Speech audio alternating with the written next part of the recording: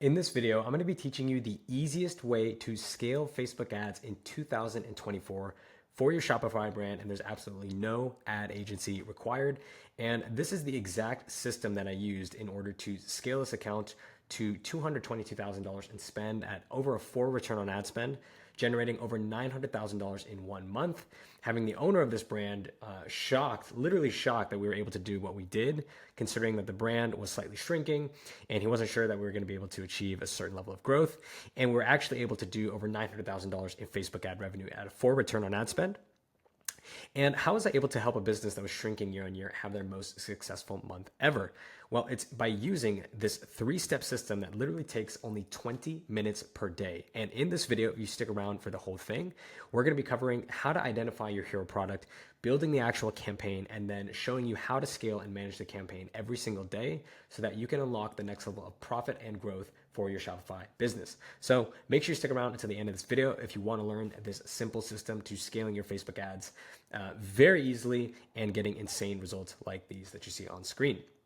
Now, the way we were able to do this is using what I call the Profit Optimizer system. And it's basically a campaign setup that completely defies the traditional way of media buying and assessing campaign performance and judging the value of a campaign based on in-platform metrics, and completely focuses on, as the name suggests, profit. So the Profit Optimizer system is a 3-step system that honestly kind of feels like cheating when you understand how to use it correctly. So let's go into the 3 simple steps to building out this system so that you guys can watch this video and implement it into your business and start scaling right now. Now, the Profit Optimizer system starts with step 1, which is having 1 campaign per business objective, or in other words, 1 campaign per hero product. Now, if you're under $5,000 a day in spend, what you're going to want to do is create 1 campaign for your primary hero product. There's a common misconception that you need to advertise everything, but in reality, you want 80 to 90% of your spend going to your hero. Now, the hero is going to have multiple definitions based on who you ask, but very simply put, find your bestseller in the last 3 to 6 months. Unless there's been any huge monumental changes in the business, find your bestseller in the last 3 to 6 months. And you can typically define this as the product that makes you the most money, the product that if you lost all of your inventory today, you'd lose your entire business, the product that people know your brand for, or the product that when people try, they come back and buy for your brand again and again. Every Shopify brand that I've worked on, even as high as $60 million per year with thousands of SKUs, has 1 product or category that makes up 50% plus of all sales.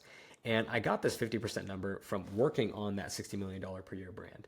These guys sold thousands of SKUs, literally thousands of SKUs, hundreds of categories and products, or hundreds of products, and they had 1 primary category that was doing 50% of all their sales, and had the highest retention rates, had the highest LTV, and was the most profitable on new customer acquisition. So I don't want to hear excuses.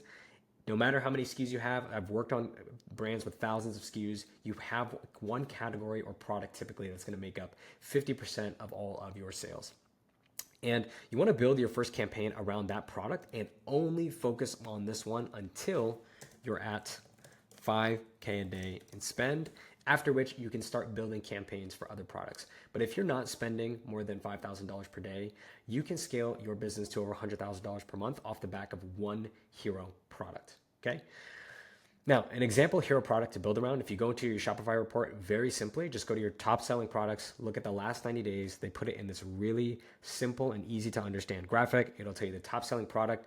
This one, very simply here, as you can see, we had 2.1K units sold, and then followed by one here with 1.2K units, which was actually not even an actual product. This was a freebie. So it wasn't even a product that we were selling actively. Realistically, we had 2.1K of the top selling products sold, and the second place product was only 583 units sold. Now, if you add all these up, we were selling maybe 35 to 4,000 in product, and over 2,000 of them were coming from this 1 singular product. So go into your business, go into your Shopify reports, look at the last 3 to 6 months, and see which product is generating you the most sales. Build your campaign around that product. Very, very simple. So in what it should look like in practice is if you have 1 campaign per business objective, you have 1 campaign for shoes and 1 campaign for shirts. Very simple. So that's step 1, is just figuring out what the hero product is that you're going to build your campaign around. Now, step number 2 is to put your best ads into a single ad set inside a new CBO campaign. So 90% of Meta ad accounts that I audit are underspending on their top performers, and you probably have 3 to 5 winning ads already that you can scale literally right now today after you watch this video to $100,000 per month consistently with that are simply being underutilized. Now, ad fatigue is a complete myth. And the way I can prove this is just by asking you, what was the last ad you saw? Now, you probably can't name it unless it's like a State Farm commercial or something like that. But the truth is, winning ads don't die. And if you think they do, you either are a little bit overconfident in the quality of your creatives that they can make such a lasting impression to stick in someone's mind when they have 23 other hours in the day that they're not on their phone or not watching your ads, and they have stress, they have problems, they've got bills to pay. And trust me guys, people do not remember the last ad they saw, let alone the last time they saw your ad for your product. And winning ads don't die. The truth is, most ad deaths are justified by small timelines of low performance. So typically when you hear someone say that an ad has died, they're going to tell you, yeah, an ad has died, it's been 7 days and it's at a bad ROAS, or 14 days, or even this whole month it's been at a bad ROAS. But most ad deaths in the context of an entire business life cycle, 30 days of bad performance, if out of 365 days, you get 30 days of bad performance. That means you're getting over 330 days over the rest of the calendar year of good performance. So the overwhelming majority of the time, you're getting good performance of these ads. Why would you shut them off? It makes absolutely no sense. And media buyers and ad agencies will tell you that ads die so that they can continuously justify this constant cycle of testing, creating more creative, and testing more creative. When in reality, most ad deaths are really just very small, out of context data sets that in the grand scheme of things really don't mean anything. And we don't care how an ad performs. We care how the business performs. So if we have an ad, right, and this is my approach, and I suggest you adopt the same. If we have an ad that has a lower ROAS this week than last week, ask yourself, well, are we growing and making more money? Okay, cool. Who gives an F, right? Like, who cares if our one ad this week has a 1.2 versus a 1.7 last week? Is the business growing and making more money? Okay, cool. Leave everything as is. We don't need to constantly touch the ad account or talk about ads dying or have ad fatigue if things are making money, right? Focus on media buying for the business, not the ad account. Focus on media buying for the business. And honestly, media buying for the business takes way less time and makes you way more money as well. Now, so step 2 is putting your best ads into a single ad set inside a new CBO campaign, right? So how do you actually find what those best ads are? So very simply put, go into your ad account and filter by the maximum timeline. So pull it back as far as you can. From there, you're going to click into the ads tab, and then you're just going to very simply filter by amount spent. Now, you're filtering by maximum, and then you're sorting by amount spent. And this is going to give you, over the maximum time frame, the highest spending ads. So once you've organized all of your ads into this view here, very simply, you're going to grab the top 3 to 5 ads by CPA and spend. So I'm looking here at my top spenders. I'm then going to look at my ads with the best cost per purchase, and I'll usually just grab 3 to 5 of those. Now you can grab more than that. Honestly, I would say the minimum threshold is 3 to 5. Even one winning ad, if you have it, is better than no winning ads. So if you can, shoot for 3 to 5 of your ads, taking the ones with the top CPA. And then all you're going to do is make a new one campaign CBO with your top 3 to 5 ads in one ad set. So you're going to grab all of these ads. Make sure you grab the post ID. I don't have a video on that, but you can look it up. It's very simple. But grab the post ID so you retain all that social proof and engagement on your creatives. And then you're going to make one new campaign, one CBO, and throw all of your top performers into a single ad set.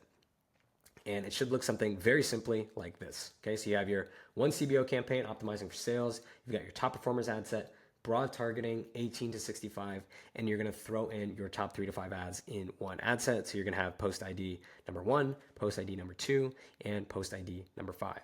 And this ad set becomes your top performers ad set. And you want all pretty much like 80 to 90% of your spend at any given point going into these top performers. And you're going to do creative tests by launching additional ad sets like this. And you're going to launch additional ad sets, and these ad sets have to fight for spend against your top performers. I'll do a separate video on creative testing within the one campaign setup, but just know, in case you're wondering, that is how you would test new creatives in this setup. But your top performers, these are your 3 to 5 top ads. Ad fatigue is a complete myth. So at any given point in time, you want all of your spend going to your most profitable investment. You could think of this as a portfolio. History has shown, if you're filtering by maximum and looking at the results, that these ads produce the results that you want for your business. So scaling is just amplifying how much volume you get out of a certain set of circumstances. So if these ads produce profitable circumstances for us, scaling is simply a means of increasing how much volume we get. And the way we do this is by consolidating our account down to one campaign and focusing 80 to 90% of our budget, right? So all of your account budget should be in this one campaign, and therefore all of your campaign budget should be filtered through to this one ad set.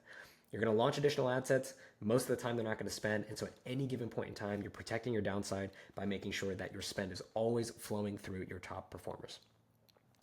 So once we've put our best ads into a single ad set inside a new CBO campaign, now it comes down to how do we actually manage this? So let's say you created this new campaign and you're doing it the night before and you're starting day one as your first day. Step 3, in terms of how do you actually scale this campaign and scale your account, is increase the budget by 20% every single day if you're at target. So I prefer a very aggressive scaling strategy, and this is the most aggressive form of this strategy that I'll run. And I created this very simple flowchart that you guys can literally pause this video and take a screenshot of. And this screenshot is how I manage accounts to spending over $200,000 in a single month. And this literally takes me, no joke, like 20 minutes a day to come in and execute. It's just checking this simple flow chart and implementing it every single day. So the way this works is you're going to come into your account and you're going to check yesterday's NCPA or new customer CPA. Now, if you're tracking this in Triple Whale, then you have a new customer CPA column. But if you don't, check your CPA in Meta. Typically, smaller brands are not tracking new customer CPA, so you can look at the blended CPA in platform in Meta. So your cost per purchase, right? You check yesterday's. If you're at target, increase by 20%. After you increase by 20%, freaking log off for the day. You're done for the day. That is literally all it takes. Now, if you're not at target, you're going to check if the last 3 days, excluding yesterday, are at target. And the reason why we're doing this is because sometimes you're going to have these one-off bad days. And it's important not to overreact or freak out. So we check the last 2 days to contextualize yesterday if it's a one-off day or if it's a continuation of a larger trend going in the opposite direction. And if the last 3 days are at target, we don't touch the budget. We leave it and we're done for the day. We come back in tomorrow and we repeat the process. Now, if the last 3 days are not at target, now we're going to check if we are profitable and if our MER is at target. So first of all, we want to verify if we're profitable. Are we spending money on ads? And after paying for cost of goods, all of our expenses, are we still profitable? Cool. If the answer to that is yes, don't touch the budget, right? So this ad system is called, go back here. This is the profit optimizer system. And as the name suggests, the primary North Star KPI of this entire system is profit. If we are profitable, we are not going to make changes to our ad account. And if our MER is at target, meaning if we're spending on ads and our in-platform metrics in Meta look terrible, but we are profitable and our MER is at target, meaning other channels are performing well. Let's say we have a really bad day on Meta and Google is performing really well. We just sent out a campaign today. There's more attribution in those other platforms. And overall, we're profitable across all of our channels and across all of our ad spend. Perfect. Don't touch the campaign. Do not make changes purely based on attribution. Profit is the North Star end all be all of this system.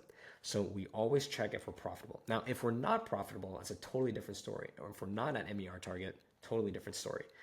In that case, we're going to lower the campaign by 20% of the budget. Very simple system that is entirely contingent upon profit first. I see way too many businesses and ad accounts and media buyers saying, oh, my ROAS on this ad creative is at a 1. I want to turn off this ad, or oh, this ad set's dying, or oh, my ASC campaign's dying. And they never tell you how the business is performing. Who cares what your attribution? Remember, attribution does not tell you which ads are creating purchases. It's telling you which ads are getting credit for purchases. It's telling you which ads people have interacted with to get purchases, but it doesn't mean that single last touch point is responsible for creating that purchase. And if you're optimizing your ad account based solely on the attribution, you're going to end up spinning in circles and you're going to end up overpaying some ad agency. When in reality, you need to be looking at profit, right? Who cares what the attribution says? Remember, the attribution is simply a proxy for profit and a proxy to help you make decisions in the ad account. But ultimately, at the end of the day, what you care about and why you're making decisions in the ad account and why you're running ads is to make profit. So you come in, if yesterday's at target, scale by 20%. If you're not, you check the last 2 days. If you're at target, don't touch the budget. If you are not at target, check if you're profitable. If you are, don't touch the budget. If you're not, lower the campaign by 20%. And that is the simple 3-step system that I've called the Profit Optimizer system to scaling your ad account. And this is exactly how I was able to scale this ad account to over $900,000 in 1 month and $200,000 in spend at a 4 return on ad spend. And this is the exact same method that I've used to generate over $60 million in Meta Ads revenue in the last 6 years, is using this simple 3-step system. And as a quick recap, step 1 is 1 campaign per business objective. So consolidating your ad account to 1 single campaign, no testing campaigns, no scaling campaigns, no ABO, catalog, 1 single CBO campaign around your hero product, your top selling product, the product that makes you and your business the most money, creating that 1 campaign, putting your best ads into a single ad site inside that CBO campaign. So at any given point of time, all of your ad spend is funneling through a portfolio of your best performing ads that produce the most favorable outcomes for your business. And then step 3 is amplifying those circumstances when they are performing well and at target. So basically increasing the volume at which you produce favorable circumstances for your business with a simple flowchart that you can follow every single day. And when you're not at target and you're not producing favorable conditions, you lower the budget and you lower the volume through the system. And that is everything that I wanted to cover in this video. And I hope you guys got a ton of value and I hope you now understand the easiest way to scale Facebook ads in 2024 using the simple 3-step system with absolutely no ad agency required. Hope you got a ton of value out of this. And in case you stick around to the end, my name's Anthony. I've been a performance and growth marketer on paid social and paid search over the last 6 years. I've generated over $60 million in revenue on Meta and managed over $20 million in Meta ad spend as well. If you want to get access to one-on-one coaching and real-time feedback from myself, I've just opened up a community on School called the Meta Ads Masterclass that contains my complete Meta Ads Masterclass, ad account setups, how to make creatives that convert, advanced marketing fundamentals, how to do market research. And it is the best way to get live one-on-one feedback from a media buyer, from a senior strategist on your business, so that way you can get real-time feedback on ad creatives, campaigns that you're running, and you can actually join today and get 24/7 community support. You get that live and immediate feedback from myself. So if you're running a test, instead of just running it and not really having anyone to go back and forth with, you can reach out to me in this community and you can get that live feedback. There's 2 weekly 60-minute Q&A calls and a free one-on-one coaching and onboarding call for new members. I'm not going to go over all the results that I've generated. They're in the About page if you want to check them out. But just know that this is a community for people who are interested in live coaching, consulting, and mentorship from myself, and learning how to scale profitably with Meta Ads without having to pay for an ad agency. So if that sounds interesting to you, make sure you hit the first link in the description below. Otherwise, that's going to be it for this video, and I will see you in the next one. Peace.